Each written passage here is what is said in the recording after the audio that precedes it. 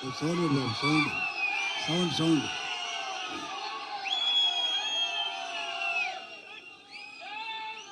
Hello hello hello hello కొంచెం పెంచు ఇంకా పెంచు పెంచు సౌండ్ పెంచు హలో హలో హలో సౌండ్ పెంచు. ఇది మంచి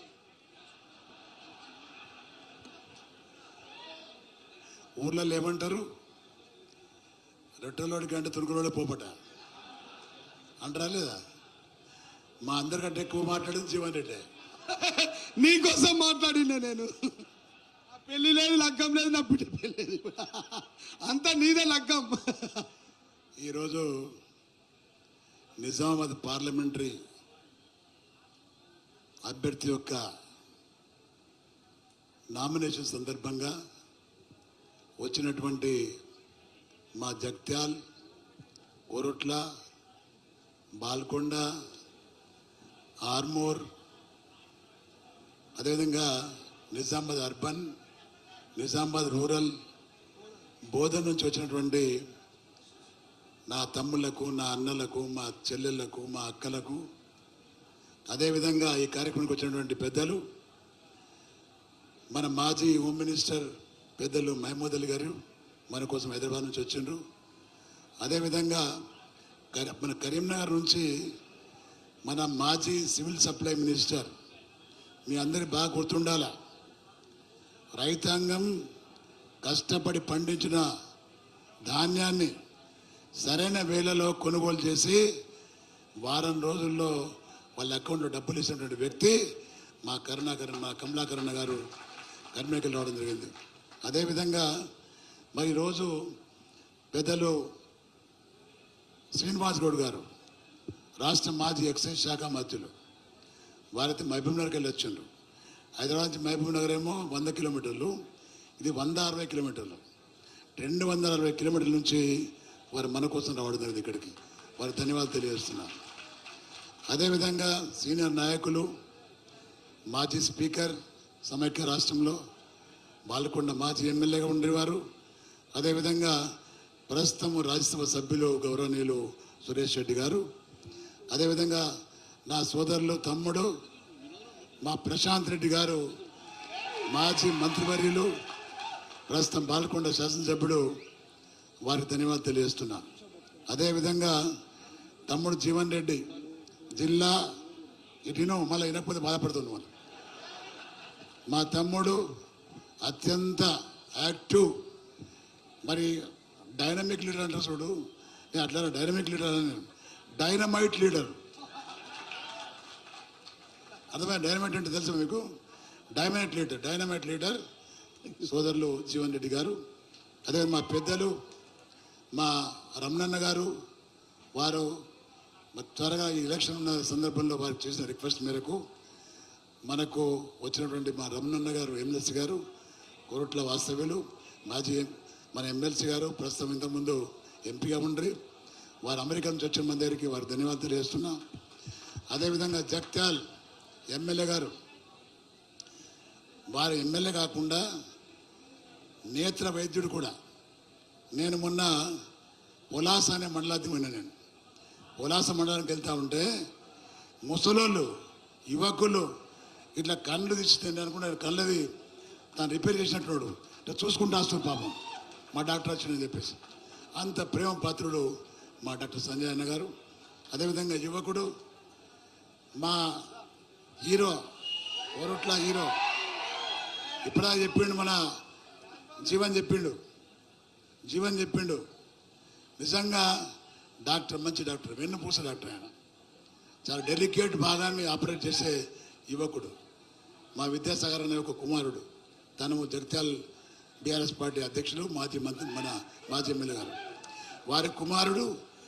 వారు గ్రామాల్లో వెళ్తూ ఉంటే పిల్లలు, యువకులు, మహిళా సోదరిమణులు, పెద్దలు బయటకు వచ్చి ఎంత ప్రేమతో ఆప్యాయత చూస్తూ ఉంటే నాకు సంతోషం వేసింది. అదేవిధంగా పెద్దలు మా దాదన్న గారు విఠలరావు గారు, మన జిల్లా పరిషత్ చైర్మన్ గారు, వారు కష్టపడుతూ ఉన్నారు. అదేవిధంగా మా సోదరిమణి జిల్లా పరిషత్ చైర్మన్ జగిత్యాల్ దేవ వసంత గారు, వారు కూడా బాగా కష్టపడుతారు మన కోసం. అదేవిధంగా మా గణేష్ గుప్తా భాయ్ సాబ్ నా తమ్ముడు, నేను రాముడిని అయితే లక్ష్మణుడు గణేష్ గుప్తా వారి హెడ్ క్వార్టర్లో ఉండి మరి ఈరోజు చాలా కష్టపడుతున్నారు. వారికి కూడా ధన్యవాదాలు తెలియజేస్తున్నా. ఇవాళ నగరాన్ని సుందరంగా తీర్చిదిన కానీ ప్రజలు ఎందుకు బీజేపీకి ఇచ్చినారో అర్థం కావడం లేదు. వారికి కూడా ధన్యవాదాలు తెలియజేస్తున్నా. అదేవిధంగా మా రాష్ట్ర బీఆర్ఎస్ పార్టీ ప్రధాన కార్యదర్శులు నిజామాబాద్ రూరల్ ఇన్ఛార్జ్ పెద్దలు మాజీ ఎమ్మెల్సీ విజయవాడ అన్న గారికి, మా ప్రభాకర్ అన్న పద్మశాలి పెద్దలు చెప్పిన పద్మశాలి పెద్దలు వారి కొరట్లకెళ్ళి వచ్చిండ్రు. వారికి కూడా సురేష్ ప్రభాకరన్ గారు, తన పేరు ప్రభాకరన్, మా సురేష్, అదేవిధంగా మా దారం సాయిలన్న గారు కానీ, మా తను అయేషా ఫాతిమా కానీ, మా షకీల్ సాబ్ వైఫ్ మంచి యాక్టివ్, వారి ఇక్కడ రావడం జరిగింది. వారికి ధన్యవాదాలు.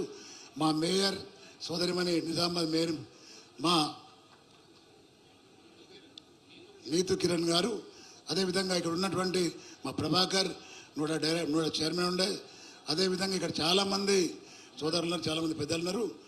వాళ్ళందరికీ కూడా పేరు పేరున ధన్యవాదాలు. మా డెప్యూటీ సోదరులు ఉన్నారు, ఎంపీపీలు ఉన్నారు, మా అలీంబాయ్ మాజీ కార్పొరేషన్ చైర్మన్, వారికి ఈ అన్ని మరి గ్రామాల నుంచి వచ్చినటువంటి డెప్యూటీసీలు, మండలాధ్యక్షులు, జిల్లా పరిషత్ కోఆపరేషన్ మెంబర్లు, మరి అదేవిధంగా ఎంపీపీలు, డెప్యూటీసీలు, మాజీ సర్పంచులు, సొసైటీ చైర్మన్లు, ప్రతి ఒక్కరికి పేరు పేరున ధన్యవాదాలు, నమస్కారం తెలియజేస్తున్నా.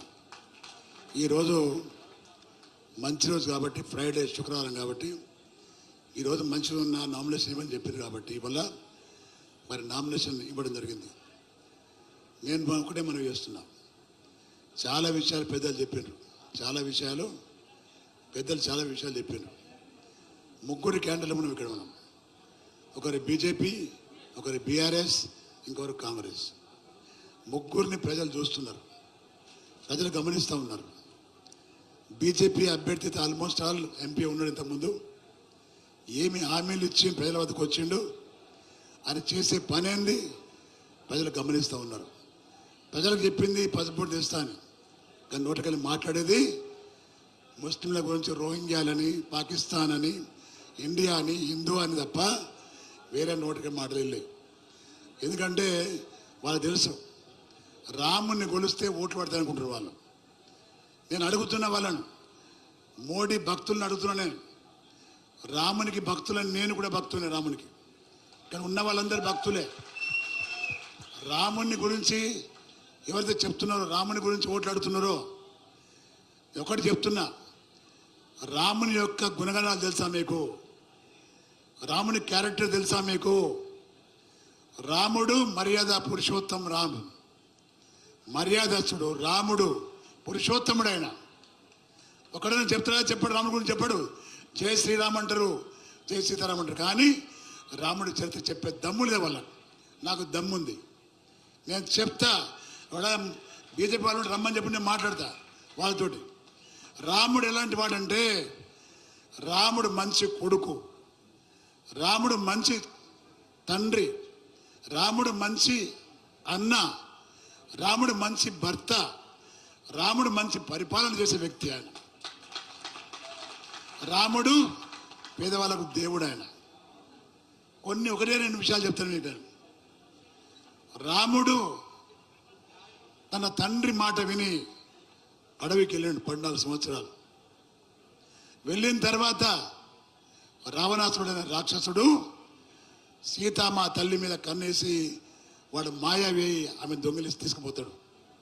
తీసుకుపోయిన తర్వాత ఆయన రాజు కొడుకు, ఆయన రాజు కొడుకే కాదు, చక్రవర్తి కొడుకు. ఆయన ఇవన్నీ మర్చిపోయి దుర్మార్గుడు నా భార్యను ఎత్తుకెళ్ళిండు, దొంగిలించిండు, మరి ఏం చేయాలని పరిచయం కాలే ఆయన. ఒకవేళ మళ్ళా అయోధ్యకి వెళ్ళి తన తండ్రికి చెప్పి ఏడిస్తే తండ్రి సైన్యం పంపిస్తుంది కావచ్చు, కానీ తండ్రి మాట విని అరణ్యవాసం వచ్చిన అరణ్యవాసం ముగియలేదు. ముగియంది ఇంటికి పోనని చెప్పి ఆయన బలహీనమైన వ్యక్తులను దగ్గర తీసుకొని బలాఢ్యులను చేసి, బలవంతులను చేసి, ఆ బలవంతులు ఎంట పెట్టుకొని పోయి రావణుని సంహరించి సీతాదేవిని తీసుకొచ్చిండు ఆయన. మీరేం చేస్తున్నారు? బలవంతులను ఇంకా బలవంతులను చేస్తున్నారు మీరు. దేశంలో ఆర్థిక దొంగలను మీరు సపోర్ట్ చేసే వ్యక్తులు. మీరు ఎవడైనా బలహీనుడికి ఏమైనా చేస్తున్నా? మీరు చేస్తున్నా? చేయరు. మీరు రాముడి మర్యాద, రాముడి యొక్క మార్గం పేదవాళ్ళం బలవంతం చేయడం. వాళ్ళు నేను చెప్తున్నా, ఎవడన్నా గరీబ్ అడిగని ఇచ్చినా మీరు? మీ మోడీ చెప్పిండు, ఏం చెప్పిండు? నల్లధనం చాలా ఉంది, అవి వెలికి తీస్తా నేను, ప్రతి కుటుంబానికి 15 లక్షల రూపాయలు ఇచ్చిండా?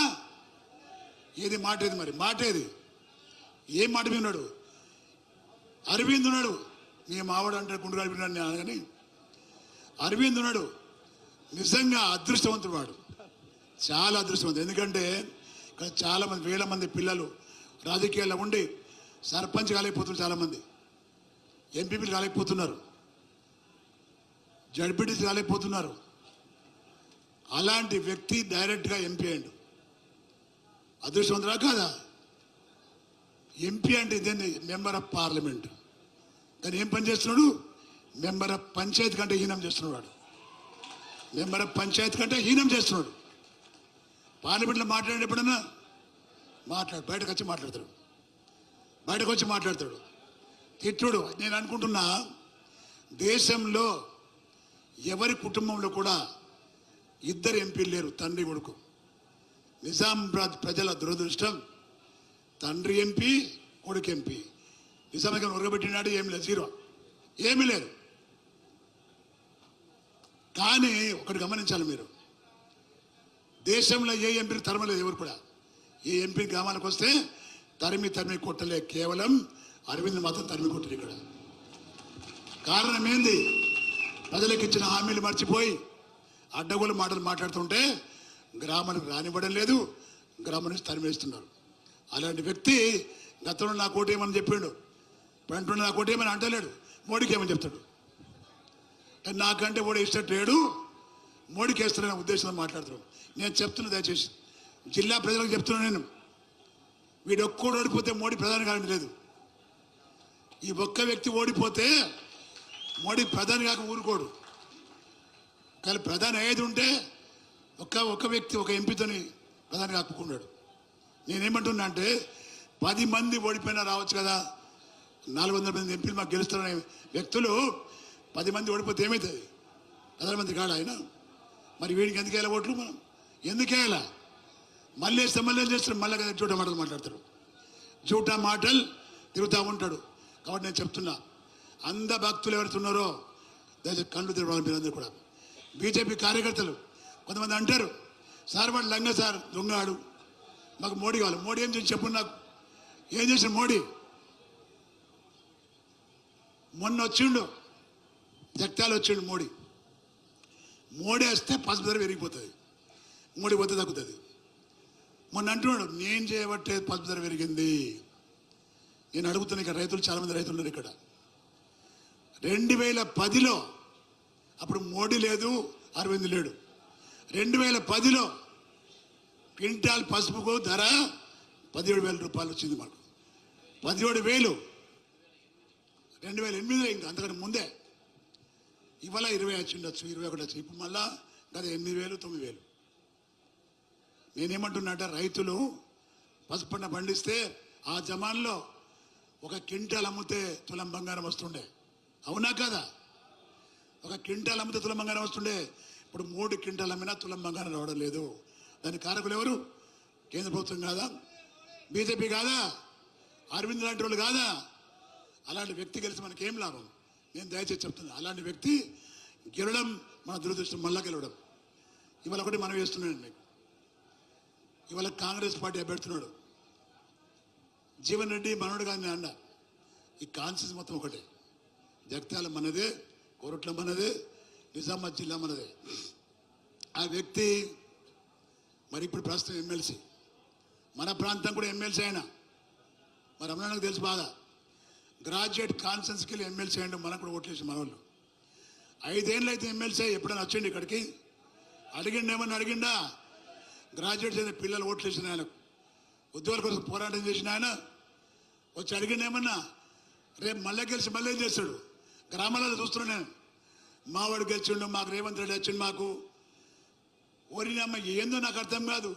పోలోమని ఉడుతున్నారు టీఆర్ఎస్ కొంతమంది, జడ్పీటీసీలు పోతున్నారు, కార్పొరేటర్లు పోతున్నారు. పోయి ఏం చేస్తారా? చెత్త తట్టుకుంటే తప్ప ఏం లేదు అక్కడ. చెత్త పోతున్నట్టు మనకు. నేను చెప్తున్నా, ఇవ్వాలని చెప్తున్నా మీకు. మిగిలిన మీరందరూ కూడా వజ్రాలు వైడూరు లాంటి వ్యక్తులు మీరు, డైమండ్స్ లాంటి వ్యక్తులు మీరు. నేను చాలు. తెలంగాణ స్టార్ట్ చేయకముందు కొద్దిమంది స్టార్ట్ చేసిన ఉద్యమం కేసీఆర్ గారు. ఇవాళ అంతకంటే ఎక్కువ మనకు. రేవంత్ రెడ్డి అనే జూటాకోర్, రేవంత్ రెడ్డి జూటాకోర్, సీఎం జూటాకోర్ సీఎం. ఎన్ని మాటలు మాట్లాడాడు ఎలక్షన్ ముందర. ప్రజలు ఏమనుకున్నారు? కేసీఆర్ గారికి తెలంగాణ తెచ్చిండు, 2 సార్లు ముఖ్యమంత్రి చేసినాం మనం, వీటితో బాగానే మాట్లాడుతున్నాడు, 2 లక్షల రుణమాఫీ అంటాడు, ఇప్పుడే తీసుకుపోయి ఎల్లుండి ఇస్తా అంటున్నాడు. ముసలి పాపం మనకి ఉండ్రి, పాపం బీడీ కార్మికులు మనకి ఉండ్రి. వాళ్ళందరినీ మోసం చేసి 2000 కాదు నేను 4000 ఇస్తాను పాపం అందరూ అటేషన్ వాళ్ళు. ఇలా గణేష్ గుప్తానో నేనో జీవన్ రెడ్డో తప్పు చేయలే. ఇక్కడ ఉన్న వాళ్ళం తప్పు జరిగింది ఎక్కడ అంటే ప్రజలు మోసపోయింది కాబట్టి తప్పు జరిగింది. ప్రజలు మోసాన్ని గ్రహిస్తున్నారు, మోసం గ్రహిస్తున్నారు. ఓట్లతో తుక్కు కొడతారు కొట్లాలను. గ్యారంటీ చెప్తున్నాను మీకు. నేను పోయేటోడితే ఓట్లు లేవు. ఓట్లు వేసే వాళ్ళు ప్రజలు పోతులేరు. నాయకులు పోతున్నారు, పైరవికారులు పోతున్నారు, ఇసుక దొంగలు పోతున్నారు, మొరం దొంగలు పోతున్నారు, మంచోళ్ళు కూడా పోతున్నాడు. పోలీస్ స్టేషన్కి పోయి పైరవికారులు పోతున్నారు, పోలీస్ స్టేషన్కి పోయి పైరవికారులు పోతున్నారు తప్ప ప్రజలు పోతలేరు. దయచేసి గమనించాలా. వాడు వీడి చెత్త వాయనుకోవాలి అంతే. నేను మనవి చేస్తున్న చూస్తున్న ప్రజలు కూడా బంగారం లాంటి కేసీఆర్ మనము ఊడగొట్టుకున్నాము, తప్పు చేసినాము. ఒక లఫంగా వచ్చిండు, ఒక మోసగాడు వచ్చిండు, మేము మోసపోయినాము అని ప్రతి ఊళ్ళో బాధపడుతున్నారు ప్రజలు. నేను మనవి చేస్తున్నా, ఇవ్వాల కాంగ్రెస్ గెలిచినా కానీ చేసేది ఏం లేదు. అక్కడ బీజేపీ గెలిచి ఏం చేసినా తెలుసు మీకు. రాష్ట్రంలో కాంగ్రెస్ పార్టీ అధికారం ఉంది, దేశంలో బీజేపీ ఉంది. మరి బాజిరెడ్డి కొడుకుదానికి ఇక్కడ లేదు కదా అది అధికారం, అక్కడ లేదు కదా, ఎట్లా చేస్తాడు అని చాలామంది అడుగుతారు మిమ్మల్ని. ఒకటి జవాబు చెప్పండి మీరు. అపోజిషన్లో గెలిచేవాడికి బాగా విలువ ఉంటుంది. అపోజిషన్ గెలిచేవాడికి చాలా విలువ ఉంటుంది. వాడు ఎప్పుడంటే లేచి మాట్లాడచ్చు, ఏదంటే కొట్లాడచ్చు. పార్టీలు అధికార పార్టీలో ఉన్న వాడికి మాట్లాడడానికి వీలు లేదు.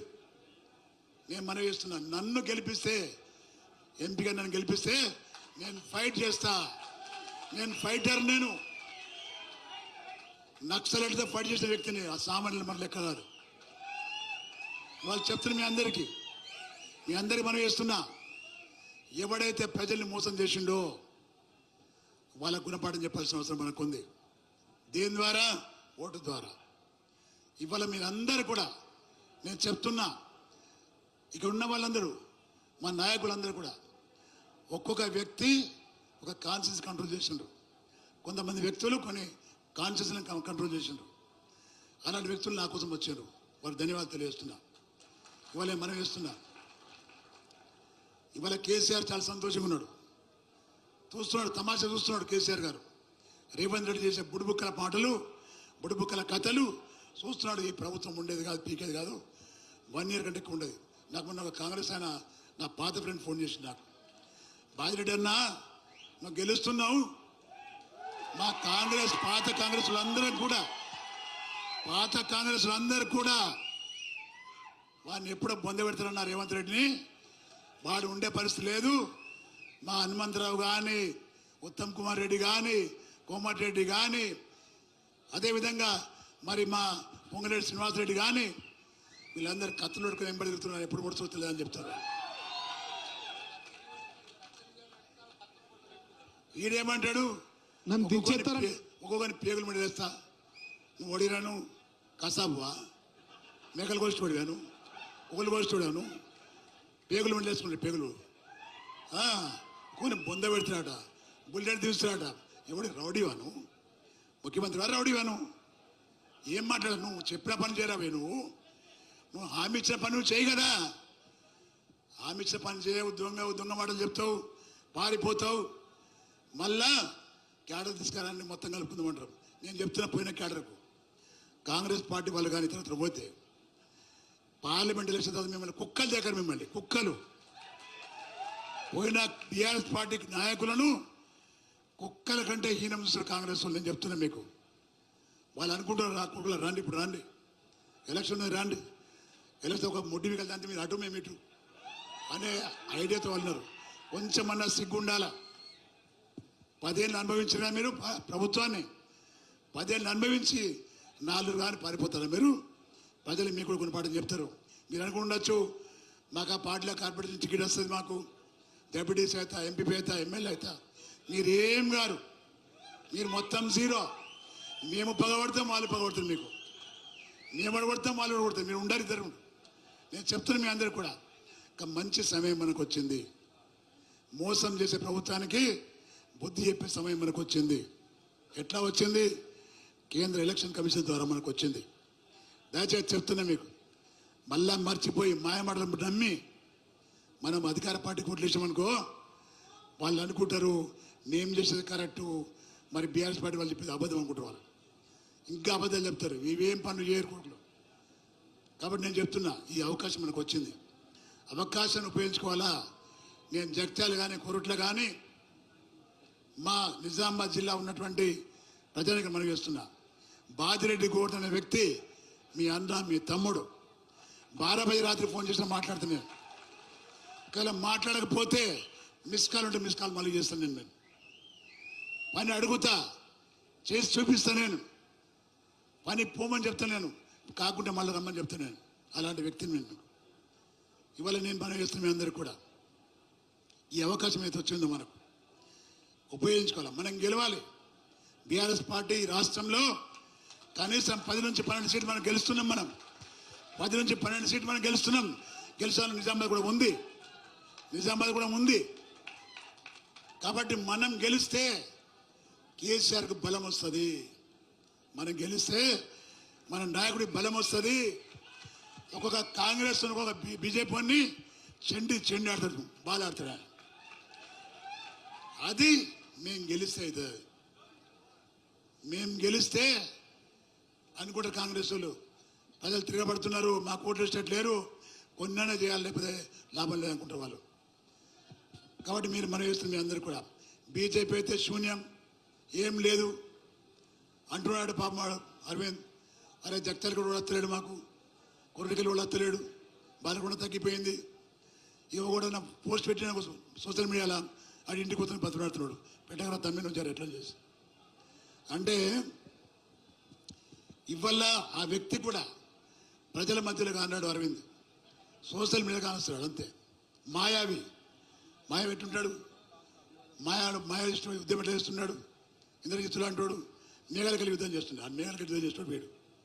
సోషల్ మీడియా ద్వారా అడ్డమైన మాటలు మాట్లాడి అవమానపరిచి మరి తానే గొప్పలు చేస్తున్నా చెప్పుకొని ప్రజల వద్దకు వస్తున్నాడు. కాబట్టి అలాంటి వ్యక్తికి తప్పకుండా గుణపాఠం చెప్పాల్సిన అవసరం ఉంది. జిల్లాలో ఏమైనా పనులు జరిగినాయంటే, నిజామాబాద్ టౌన్ అభివృద్ధి చెందిందన్నా, నిజామాబాద్ రూరల్ డెవలప్ అయినా, తెలంగాణ డెవలప్ అయిందంటే దాని కారకులు ఇక్కడ కూర్చున్న వాళ్ళు, నాయకులు, కేసీఆర్ గారు. ఎవడు ఏం పనిచేయడు మనకు. తెలంగాణ తెచ్చింది మన నాయకుడు, తెలంగాణ తెచ్చింది మన నాయకుడు, డెవలప్ చేసింది మన నాయకుడు. తెలంగాణ ప్రజలు కాపాడేది కూడా కేసీఆర్. ఎవరికి అవసరం లేదు. ఢిల్లీకి ఏం అవసరం? ఇద్దరికి ఢిల్లీలో ఉండే 2 పట్లకు అవసరం. వాళ్ళకు దొరికితే దూసుకొని పోతామని చెప్తున్నాను. మనం ఇక్కడ గెలిస్తే మన వైపు కన్నెత్తి కూడా చూడబడి ధైర్యం చేసి మీ అందరికీ మనం చేస్తున్నాం. దయచేసి చెప్తున్నా, కాలతీతమైంది. 10 గంటలని చెప్పిన మన మీటింగ్ 1 గంట 2:30 అవుతుంది. దయచేసి అనేది భావించద్దు. దయచేసి క్షమించాలని కోరుతున్నా. మళ్ళా తిరుగుతాం మేము, గ్రామాలకు వస్తాం.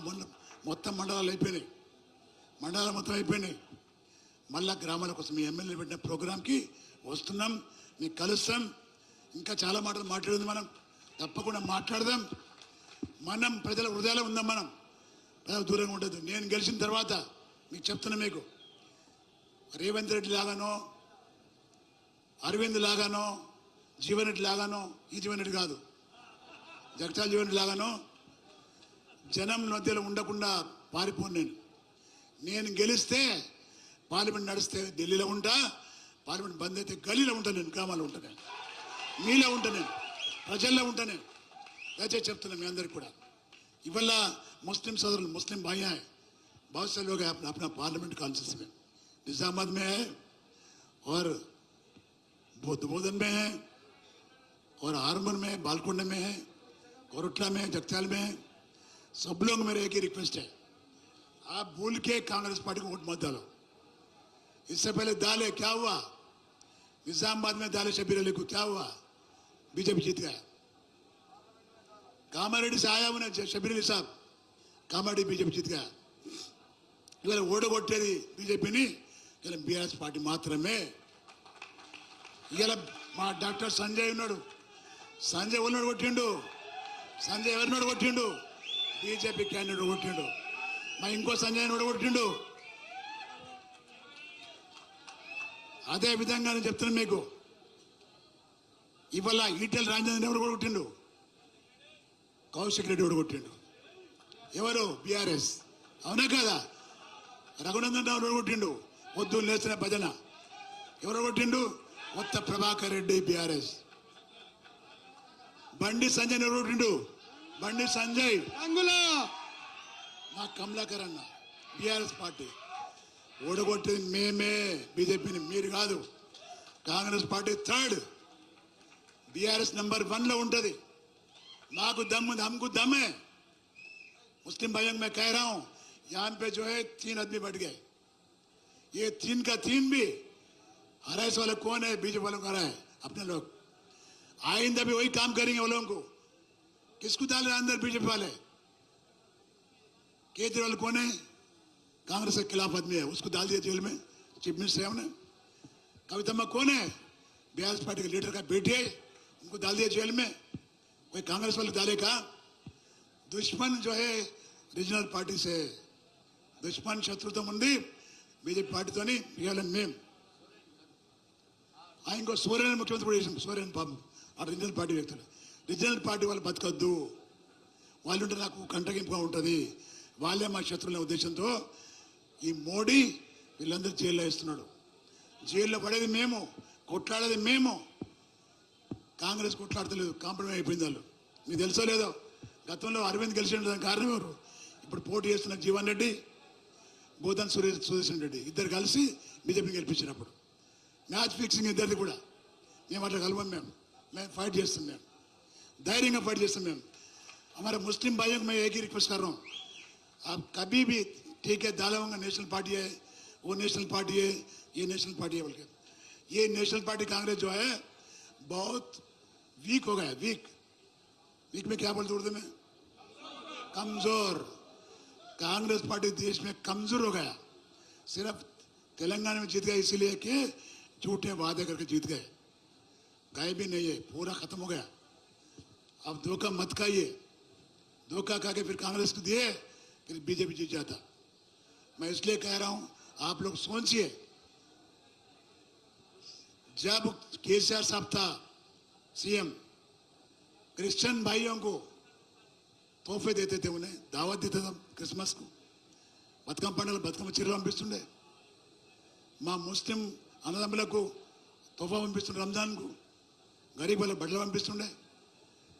ఇమాంలకు మౌజంలకు తనఖా బంద్ చేసిండు. ఒక్క మైనారిటీ మినిస్టర్ లేడు ఇప్పుడు స్టేట్లో. ఇంత అవమానం చేసిన వ్యక్తికి మీరు ఆలోచిస్తారా? దయచేసి చెప్తున్నా, ఇవన్నీ కూడా మోసం చేసే వ్యక్తి ఈ అరవింద్ అనే వ్యక్తి. ప్యూర్ కాంగ్రెస్ కాదు, డూప్లికేట్ కాంగ్రెస్ మనిషి. ఒరిజినల్ ఎప్పుడో చచ్చిపోయింది. ఒరిజినల్ రాజశేఖర్తో చచ్చిపోయింది అది. ఇప్పుడున్నోడు ఆర్ఎస్ఎస్ కాంగ్రెస్ మనిషి. దయచేసి చెప్తున్నా, మీ అందరు కూడా జాగ్రత్తగా ఉండాలా. పోయిన వాళ్ళకు చెప్తున్నా, పోయిన వాళ్ళకు కూడా పోతే పోయినది పోండ్రి, కానీ పాలు తాగినటువంటి తల్లి లాంటిది బీఆర్ఎస్ పార్టీ. దాన్ని ద్రోహం చేయకండి, మీరు ద్రోహం చేయకండి. ఇంటర్నెట్ సపోర్ట్ చేయండి, మీరు మమ్మల్ని గెలిపియండి. మరి ఈరోజు మనం గెలిస్తే ప్రజలు సంతోషంగా ఉంటారు, వచ్చే స్కీములు వస్తాయి, బాగుంటారు, ఈ ప్రాంతం కోసం డెవలప్ చేస్తాం మనం ఒకటి తెలియజేస్తూ, నాకు ఇచ్చిన ఈ అవకాశాన్ని ప్రతి ఒక్కరికి పేరు పేరున ధన్యవాదాలు తెలియజేస్తూ ముగిస్తున్నాం. జై తెలంగాణ, జై తెలంగాణ. కారు గుర్తుకే కేసీఆర్, గుర్తు కేసీఆర్.